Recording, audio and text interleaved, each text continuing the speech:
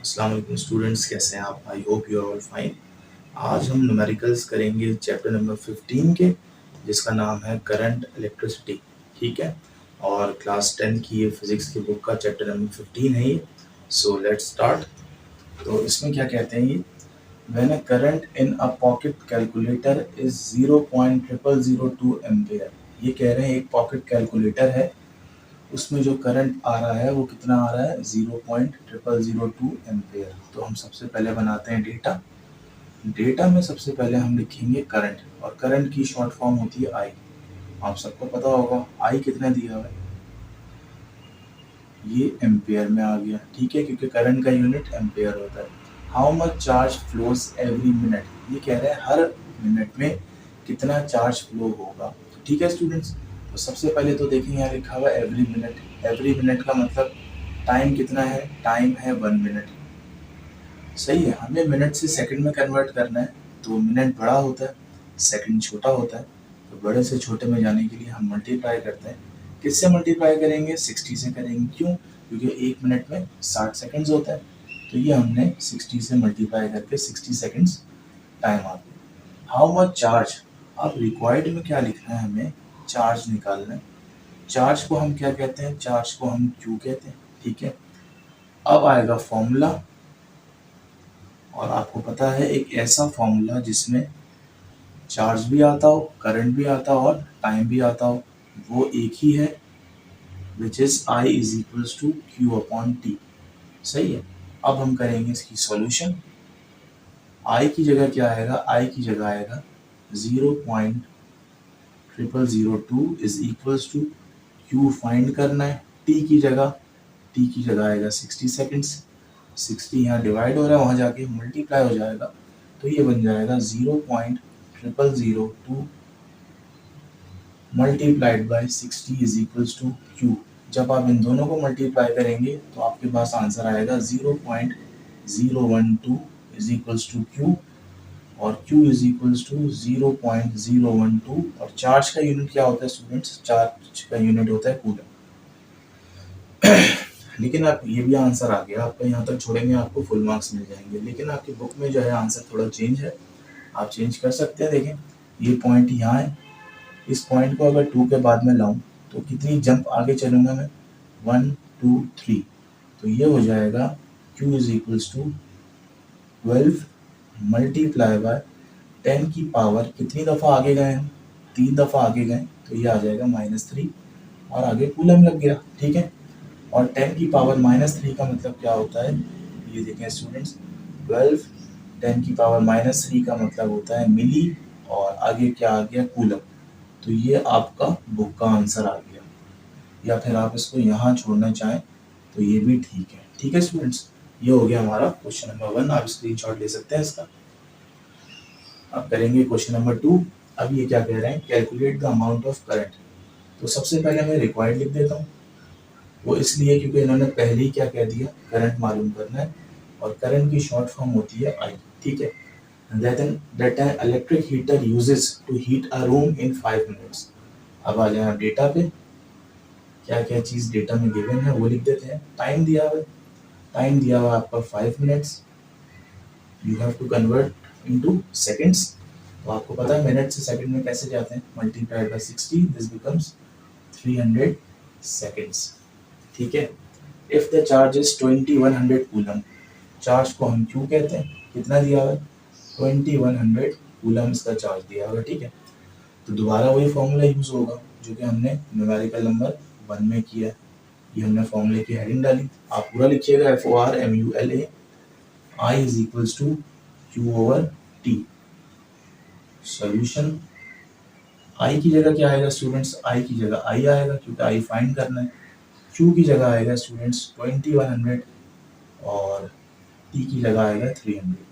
2 zero से 2 zero cancel हो गए, तो हमारे पास क्या बचा, हमारे पास बचा आई इज इक्वल्स टू 21/3। ठीक है, अब इसको कैंसिल करें, आई इज इक्वल्स टू 3 1 जा 3 3 7 जा 21। ये हमने आंसर आ गया। और करंट का यूनिट क्या होता है स्टूडेंट्स, एम्पेयर होता है। इसका स्क्रीनशॉट ले लें। ओके स्टूडेंट्स, अब हम करेंगे क्वेश्चन नंबर 3। जी sir. Chapter number 15 current electricity. आप पोटेंशियल डिफरेंस देखिए, मैंने शॉर्ट फॉर्म लिखी है पीडी। आप पोटेंशियल डिफरेंस ऑफ 90 वोल्ट, आपको यहाँ से पता चल जाएगा कि यूनिट किसी भी चीज़ का वोल्ट होता है, तो समझ जाए वो चीज़ क्या होगी, वो चीज़ वोल्टेज होगी। वोल्टेज होगी, तो सही है। पोटेंशियल डिफरेंस हो या वोल्टेज हो, दोनों का मतलब एक ही है। एक ही। Exist between two points. Students, हम डेटा बनाएंगे सबसे पहले, इसमें हम सबसे पहले लिखेंगे पोटेंशियल डिफरेंस, और पोटेंशियल डिफरेंस को हम डेल्टा वी भी कहते हैं, वी भी कहते हैं, सही है। ये आ गया 90 वोल्ट्स, सही है। डिफरेंस है तो इसलिए हमने डेल्टा का साइन यूज किया। The amount of work done when an unknown charge is move between the point is इतना जूल। आपको पता है वर्क का यूनिट होता है जूल, तो आपने यूनिट से अंदाजा लगा लिया कि ये चीज क्या दी हुई है, जूल दी हुई है। ये आ गया 450 जूल। फाइंड क्या करना है, find determine the charge amount. Students, charge निकालना है, तो रिक्वायर्ड में आप लिखेंगे चार्ज, और चार्ज की शॉर्ट फॉर्म होती है, सिंबल होता है क्यू। अब नेक्स्ट में आएगा आपका फॉर्मूला। फॉर्मूला क्या होगा स्टूडेंट्स पोटेंशियल डिफरेंस का, वो है delta V is equals to work done upon charge. मतलब जितना वर्क चार्ज पे होता है उसको हम क्या कहते हैं, पोटेंशियल डिफरेंस कहते हैं, ठीक है। हमें मालूम करना है क्यू, तो यहाँ लिखेंगे हम सॉल्यूशन। आपको पता है जिस चीज की वैल्यू निकालनी होती है वो चीज बिल्कुल अलोन अकेलिया रहता है, सही है। क्यू को आप इधर लाएं तो क्यू यहाँ के क्या हो जाएगा, मल्टीप्लाई हो जाएगा। तो ये हो गया delta V multiply by Q is equals to W. अब क्यू के साथ ये मल्टीप्लाई हो रहा है, उसको वहां भेज दें, तो ये हो जाएगा Q is equals to W upon delta V. अब हमें वैल्यूज पुट करनी है, डब्ल्यू की प्लेस पे आ जाएगा ना 450, सही है, और डेल्टा वी की जगह क्या आएगा 90। तो 0 से 0 कैंसिल हो गया, 9 1 जा 9, 9 5 जा 45। The answer is delta V is equals to 5। अब आपको यूनिट भी लिखना लाजमी है। अच्छा, ये डेल्टा वी नहीं है, ये क्या चल रहा है, ये क्यू चल रहा है। क्यू क्या होता है, क्यू चार्ज होता है, और चार्ज का यूनिट हम पहले भी पढ़ चुके हैं, क्या होता है, कूलम होता है, सही है। ये हमारे पास 5 कूलम इसका आंसर आ गया। चलते हैं क्वेश्चन नंबर 4 की जानिब। Calculate the potential difference. Students, अभी मैंने आपको बताया पोटेंशियल डिफरेंस क्या होता है, डेल्टा वी को हम पोटेंशियल डिफरेंस कहते हैं, वोल्टेज भी होता है, सही है। ये मालूम करना है हमें दो पॉइंट्स के दरमियान, और दो पॉइंट्स का नाम है ए और B. If it takes 9 multiply by 10 to the power -4 joule. Students, joule क्या होता है और किसका यूनिट होता है, जूल। जूल होता है वर्क का यूनिट। तो ये आ जाएगा वर्क दिया हुआ 9 multiply by 10 to the power -4 joule of external work to move a charge of 9 microcoulomb. ये जो म्यू का निशान है ना स्टूडेंट्स, ये होता है माइक्रो। तो स्टूडेंट्स, यहाँ मैं लिखूंगा charge is equals to 9 microcoulomb, लेकिन चार्ज का यूनिट होता है कूलम। तो अब हम इसको कन्वर्ट करेंगे। तो स्टूडेंट्स, माइक्रो का मतलब होता है 10 की पावर -6। तो माइक्रो कूलम से कूलम में जाने के लिए इस वैल्यू को 10 टू द पावर -6 से आप मल्टीप्लाई करवा दें। तो ये जो आंसर आएगा ये आ जाएगा 9 multiply by 10 to the power -6 coulomb, ठीक है। अब आ जाएगा फॉर्मूला। फॉर्मूला कौन सा यूज होगा, फॉर्मूला वही वाला यूज होगा, potential difference is equals to work upon charge. Potential difference हमें मालूम करना है, एज इट इज आएगा सॉल्यूशन की हेडिंग के अंडर में, सही है। W की जगह क्या आएगा, W की जगह आएगा 9 मल्टीप्लाई बाय 10 की पावर -9, बल्कि -4, सही है, अपॉन Q की जगह क्या आएगा, Q की जगह आएगा 9 multiply by 10 to the power -6। अब देखिए 9 से 9 कैंसिल हो गए, सही है। तो यहाँ हमारे पास बचा 10 to the power -4, 10 to the power -6। अब देखें बेसिस सेम है, दोनों दोनों डिवीजन में है, तो नीचे वाली जो पावर है ये ऊपर जाके साइन इसका चेंज हो जाता है। तो ये हो जाएगा 10 की पावर -4, नीचे -6 माइनस का है, ऊपर जाके प्लस का हो जाएगा। तो इन दोनों को अगर हम सॉल्व करें तो आंसर आएगा 10 की पावर 2। मजीद इसको अगर सॉल्व करते हैं 10 की पावर 2 बराबर होता है किसके, 100 के। तो स्टूडेंट्स, इस तरह हमने ये क्या निकाला, ये हमने निकाल लिया potential difference between two points, और इसका यूनिट क्या होता है, वोल्ट्स। आप इसका स्क्रीनशॉट ले सकते हैं। Thank you sir. Okay students, अब हम करेंगे question number 5 chapter number 15। The potential difference, आपको पता है वोल्टेज ही होता ही है, applied to a portable radio terminal is 6 volt. ठीक है, तो ये पोटेंशियल डिफरेंस दिया हुआ है, कितना दिया हुआ है आपको, 6 वोल्ट दिया हुआ है, सही है, ये आपने लिख लिया। डिटरमाइन द रेजिस्टेंस, तो रिक्वायर्ड में आपके पास आएगा रेजिस्टेंस। रेजिस्टेंस क्या होता है, करंट की पाथ में कोई रुकावट, तो हमें रेजिस्टेंस निकालना है, डिनोटेड बाय कैपिटल आर, सही है। When a current of 20 MA, तो ये करंट दिया हुआ है स्टूडेंट्स 20 MA, वैसे तो करंट का यूनिट एम्पेयर होता है, लेकिन ये मिली एम्पेयर दिया हुआ है। मिली एम्पेयर के लिए आप क्या करेंगे, इसी चीज को मल्टीप्लाई बाय 10 की पावर -3 कर देंगे, क्योंकि मिली का मतलब होता है -3 पावर, सही है। तो ये बन जाएगा 20 मल्टीप्लाई बाय 10 की पावर -3 एम्पेयर, सही है। फॉर्मूला देखते हैं हम कौन सा यूज होगा इधर। फॉर्मूला यूज होगा स्टूडेंट्स हमारे पास, V भी आता हो, I भी आता हो, R भी आता हो। तो स्टूडेंट्स आप पढ़ेंगे कि एक लॉ है V = IR, इस लॉ को कहते हैं ओम्स लॉ, ये वाला फॉर्मूला यूज होगा। आप देखें यहाँ हमने हेडिंग डाली है सॉल्यूशन की, ठीक है। V की जगह क्या आएगा, V की जगह आएगा 6 = I हमें मालूम करना है, नहीं बल्कि I दिया हुआ है, I दिया हुआ है 20 मल्टीप्लाई बाय 10 की पावर -3, और R मालूम करना है, ठीक है। R के साथ ये ब्रैकेट मल्टीप्लाई हो रहा है, नीचे आके क्या हो जाएगा, डिवाइड हो जाएगा, तो ये हो गया, ठीक है। अब क्या करेंगे हम, देखें बगैर साइंटिफिक कैलकुलेटर के करना है, सिंपल कैलकुलेटर यूज करेंगे आप, सही है। तो ये हो जाएगा, सबसे पहले आप 6 को 20 से डिवाइड कीजिए, 6 डिवाइड करेंगे जब 20 से, तो आपके पास आएगा 0.3, सही है, 0.3 आ गया। अब आप देखें जरा, ये 10 की पावर 3 है ना, नीचे है डिनोमिनेटर में, इसको अगर ऊपर लाएंगे तो ये क्या हो जाएगा, मल्टीप्लाई बाय 10 की पावर 3, पहले -3 था अब 3 हो गया, तो 0.3 मल्टीप्लाई बाय 10 की पावर 3 बराबर होता है 1000 के। तो 0.3 को हम मल्टीप्लाई कराएंगे किससे स्टूडेंट्स, 1000 से, तो ये आंसर आएगा हमारे पास, रेजिस्टेंस = 300। और स्टूडेंट्स रेजिस्टेंस का यूनिट क्या होता है, ओम होता है, या तो आप OHM लिख लें, या तो आप ये साइन बना सकते हैं, इसको कहते हैं ओमेगा, ठीक है। तो ये आप स्क्रीनशॉट ले लें, ये हमारा क्वेश्चन नंबर 5 हो गया। तो इसको मैं मिटाऊंगा क्योंकि नेक्स्ट क्वेश्चन थोड़ा सा लेंदी है। अब देखिएगा जरा क्वेश्चन नंबर 6, लेंदी क्वेश्चन है, बुक अगर आपके पास है तो लेके बैठिएगा बुक। तो ये कह रहे हैं भाई, resistance of 4 ohm, 6 ohm and 12 ohm, तो 3 रेजिस्टेंस दिए हैं स्टूडेंट्स, एक को कहते हैं हम लोग R1, एक को कहते हैं R2, एक को कहते हैं R3, तीनों रेजिस्टेंस हैं, तीनों के यूनिट्स ओम है, तो ओम में दिए हुए, ठीक है। तो एक दिया हुआ 4 ओम, सही है, एक दिया हुआ 6 ओम, एक दिया हुआ 12 ओम, सही है। आर कनेक्टेड इन पैरेलल, ये याद रखिएगा, सर्किट्स दो तरह से कनेक्ट होता है, या तो सीरीज में या तो पैरेलल में, ये पैरेलल सर्किट की बात हो रही है। And then connected to a 6 volt EMF। अब देखिए ये वोल्टेज बैटरी दी हुई है, मतलब तीनों रेजिस्टेंस कितने वोल्ट से कनेक्ट हुए हैं, 6 वोल्ट से, तो आपने लिख दिया वोल्ट, 6 वोल्ट आपने लिख दिया, ठीक है स्टूडेंट्स, कोई मसला। अब देखिएगा जरा, डिटरमाइन द वैल्यू ऑफ, अब देखिए 3 पार्ट हैं इस सवाल के, सही है। सबसे पहले तो हम भाई रिक्वायर्ड लिखेंगे, हम सबसे पहले देखेंगे रिक्वायर्ड। अब क्या क्या निकालना है, किसकी वैल्यू निकालनी है, द सर्किट्स इक्विवेलेंट रेजिस्टेंस। सबसे पहले आपको रेजिस्टेंस तो निकालना है, लेकिन कौन सा वाला, इक्विवेलेंट, सही है, इक्विवेलेंट। 3 रेजिस्टेंस दिए हैं आपको, इनका इक्विवेलेंट रेजिस्टेंस निकालना है, सही है।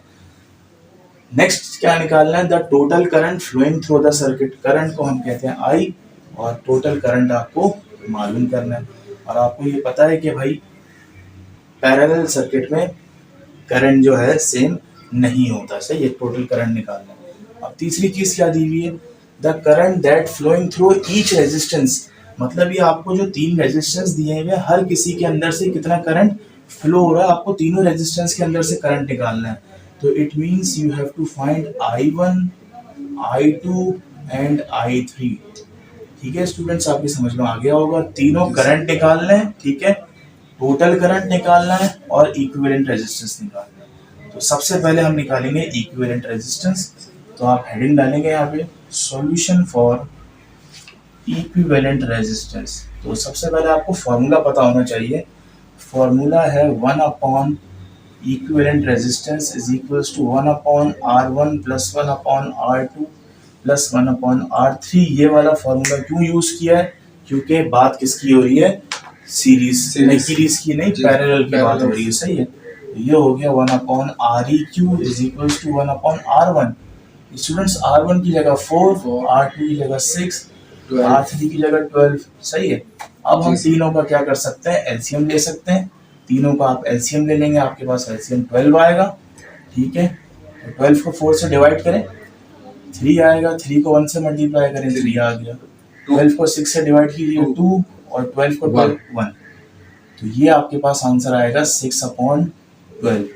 ये वैल्यू आई है 1/Req की। अब इसको अगर आप कैंसिल करें तो 6 1 6, 6 2 12, तो ये आ गई 1/2। क्या ये आंसर है? तो इसका जवाब है कि ये आंसर बिल्कुल नहीं है, क्योंकि हमारे पास जो ये वैल्यू आई है ना, ये किसकी आई है? इक्विवेलेंट रेजिस्टेंस की थोड़ी आई है, ये 1/इक्विवेलेंट रेजिस्टेंस की आई है। तो आप क्या करेंगे? क्रॉस मल्टीप्लाई कर दें या फिर दोनों को रेसिप्रोकल कर दें। रेसिप्रोकल का मतलब ये डिनोमिनेटर न्यूमरेटर में लिया है, न्यूमरेटर डिनोमिनेटर में लिया है। तो ये क्या हो जाएगा? ये बन जाएगा Req/1 लिखते नहीं है नीचे, इज इक्वल्स टू 2। तो स्टूडेंट्स ये हमारे पास जो आंसर आया है, ये टोटल रेजिस्टेंस का आंसर आया हमारे पास, और रेजिस्टेंस का यूनिट होता है ओमेगा, ओम। सही है। अब ये हमारा पहला पार्ट हो गया। नेक्स्ट पार्ट करते हैं। नेक्स्ट पार्ट में क्या कह रहे हैं? Find the total current flowing through the circuit. ठीक है, टोटल करंट निकालना है। तो आप हेडिंग क्या डालेंगे? सॉल्यूशन फॉर, ये 5 बन गया। क्या लिखे भाई? करंट। करंट निकालना। करंट निकालने का एक ही फॉर्मूला है, that is ohm's law, which is V is equals to IR। अब आप बोलेंगे R तो 3 दिए हुए, कौन सा वाला R यूज करें? तो स्टूडेंट्स R यूज होगा जो हमने अभी इक्विवेलेंट रेजिस्टेंस का R निकाला है। तो अब ये फॉर्मूला बन जाएगा V is equals to I Req। V की प्लेस पे क्या आएगा? आपको पता है V कांस्टेंट होता है पैरेलल में 6 वोल्ट। 6 वोल्ट I हमें निकालना है, और Req की जगह क्या आएगा? 2। तो 2 मल्टीप्लाई हो रहा है, नीचे आके 6 से जब डिवाइड होगा तो you will get current, that is I is equals to 3 ampere. तो स्टूडेंट्स हमने 2 पार्ट कर लिए। ये तीनों पार्ट पेपर में एक साथ नहीं आ सकते, कम से कम ये 2 पार्ट आएंगे। सही है। मैं 2 को मिटा देता हूँ। तीसरी चीज क्या निकालनी है? बल्कि तीनों को मिटा दें, हमारे पास रिक्वायर्ड में लिखा हुआ है I1 निकालना, I2 निकालना, I3 निकालना। तो उसके लिए क्या करेंगे हम? Solution for I1। अभी आपको बताया था I निकालने का एक ही फॉर्मूला है, तो I1 निकालने का भी यही फॉर्मूला यूज होगा। ये हो जाएगा V is equals to IR। अब जरा देखें, पहले रेजिस्टेंस में से कितना करंट पास हो रहा है। तो पहले तो आप इस फॉर्मूले को लिखें R1, क्योंकि बात हो रही है पहले रेजिस्टेंस में। वोल्टेज यहाँ पे कांस्टेंट होता है, ठीक है, और I1 निकालना है, इसके साथ V1 आ गया। अब आप पुट कर दें वैल्यूज। V की जगह 6 आएगा, I1 आपको फाइंड करना है, R की जगह क्या आएगा? 4। वो देखें स्टूडेंट्स, तो अगर 6 को 4 से अगर आप डिवाइड करें तो ये आ जाएगा I1 इज इक्वल्स टू 2 या 3/2, और इसको अगर मोर सिंप्लीफाई करें 1.5, तो ये आ जाएगा 1.5 एम्पियर। ठीक है स्टूडेंट्स, सिंपल कैलकुलेटर यूज करना है आपको। सही है। अब आ जाएं आप solution for I2। Same formula use होगा, V is equals to I2 और R2। V के साथ 2 क्यों नहीं लगा रहे? क्योंकि पैरेलल में वोल्टेज सेम होता है। तो V की जगह आ जाएगा हमारे पास 6, I2 as it is, R2 की जगह 6 आ गया। ठीक है। तो जब 6 से डिवाइड होगा तो ये हमारे पास आंसर आ जाएगा। ये हम थोड़ा क्रॉस में चले गए 1, तो ये आ गया करंट आपके पास I2। अब निकालेंगे हम I3।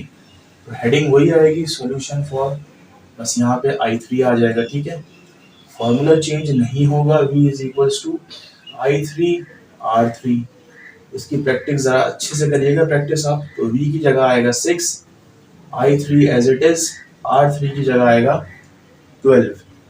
तो 12 को, बल्कि 6 को जब 12 से डिवाइड करेंगे तो आपके पास आंसर आएगा I3 इज इक्वल्स टू 1/2, और 1/2 बराबर होता है 0.5 एम्पियर के। तो आपने क्या किया, यहाँ पे 5 चीजें मालूम करी हैं। सबसे पहले इक्विवेलेंट रेजिस्टेंस मालूम किया है, फिर क्या मालूम किया, टोटल करंट मालूम किया, फिर हर रेजिस्टेंस में से गुजरने वाला current that is I1, I2 और I3 मालूम किया। आप इसका स्क्रीनशॉट ले लें। Thank you sir. Okay students, now we will do question number 7, that is the last question of chapter number 15. ये कहते हैं कि a 220 volt circuit is used to power। अब ये देखें आप क्या दिया हुआ, ये दिया हुआ हमारे पास हमें voltage V is equals to 220 volts, ये हमारे पास वोल्टेज आ गया, सही है, use to power to 120 and 80 volt. अब देखें जरा ये जो दिया हुआ है ना, ये बल्कि ये, अब आप यूनिट देखें, यूनिट क्या आ रहा है, वॉट, ये भी वॉट, वॉट किसका यूनिट होता है, वॉट यूनिट होता है पावर का, सही है। तो हमारे पास दो बल्ब हैं, एक 120 वॉट का है, एक 80 वॉट का है, तो हम यहाँ लिखेंगे P1, सही है, इज इक्वल्स टू 120 वॉट, सही है, और आगे लिखेंगे हम P2 is equals to 80 what. तो दो बल्ब दिए हुए हमें, किसके साथ कनेक्ट है, 220 वोल्ट के साथ कनेक्ट है। Which bulb has the greater resistance, किस बल्ब की रेजिस्टेंस ज्यादा है। तो स्टूडेंट्स यहाँ पता क्या करना है आपको दोनों बल्ब की रेजिस्टेंस निकालनी है, फिर आपको बताना है किसकी रेजिस्टेंस ज्यादा है। तो इसका मतलब R1 भी निकालना है और आपको R2 भी निकालना है, ठीक है। आगे क्या कह रहे हैं, and which one has the higher current, I1 भी निकालना है और I2 भी निकालना है। समझ में आ गया होगा आपको। जी सर। अब देखिएगा जरा, सबसे पहले हम देखते हैं फॉर्मूला कौन सा यूज होगा। फॉर्मूला हम लिखते हैं, फॉर्मूला ऐसा फॉर्मूला जिसमें V भी आता हो, P भी आता हो। अच्छा पहले क्या मालूम करें, पहले हम मालूम करते हैं I, कैसे। अब देखें एक फॉर्मूला है VIP, V is equals to, अब जरा इसको ऐसे पढ़ें VIP, सही है। अब देखें एक फॉर्मूला ये यूज हो गया, यहाँ से क्या आ जाएगा हमारे पास I, और दूसरा फॉर्मूला हमारे पास यूज होगा, दूसरा फॉर्मूला यूज होगा V is equals to IR। ये हमारे पास दो फॉर्मूले आ गए, ठीक है। अब सबसे पहले हम करंट मालूम करेंगे, हम यहाँ लिखेंगे सॉल्यूशन फॉर I1। अब जरा यहाँ देखिए आप, ये हो जाएगा V is equals to IP। अब जरा देखिए वन, पहला करंट निकालना है तो यहाँ 1 आ जाएगा और पहला पावर ये यहाँ आ जाएगा। V तो कांस्टेंट है, V आपके पास 220 वोल्ट है, तो V की जगह आ जाएगा 220, I की जगह क्या आएगा वो हमें मालूम करना है, और P की जगह क्या आएगा, P देखें कितने वॉट था, 120 वॉट, तो ये हो जाएगा 220 डिवाइडेड बाय 120, ठीक है।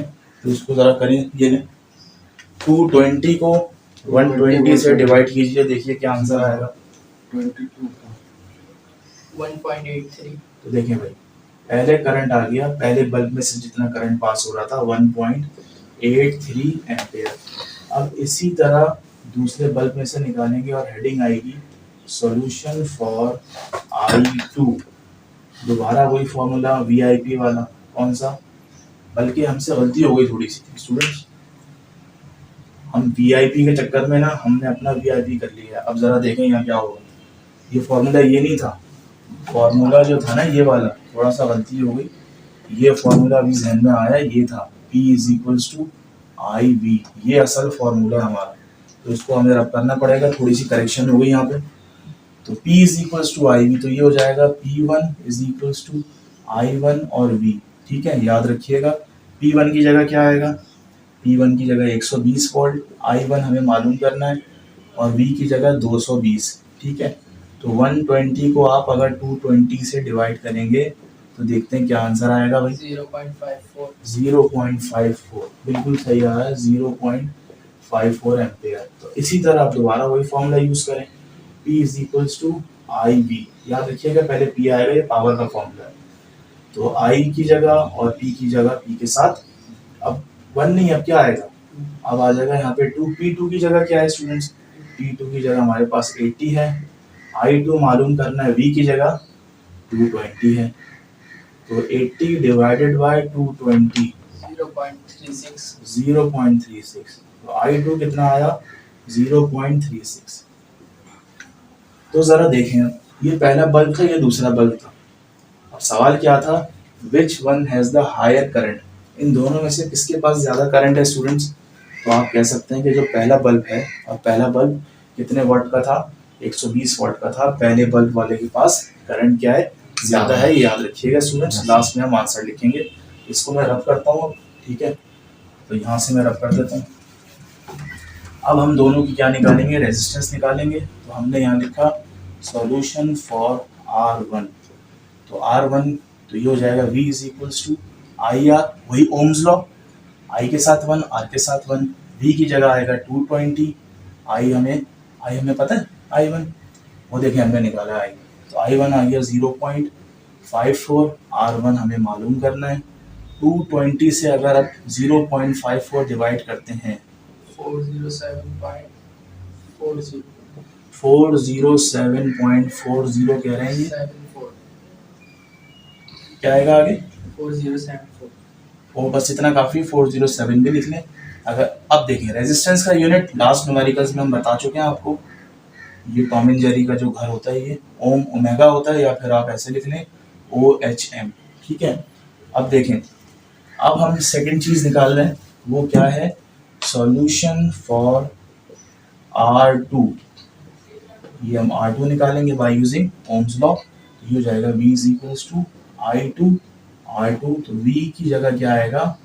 220। I2 की जगह वो देखें स्टूडेंट्स 0.36 और R2 एज इट इज।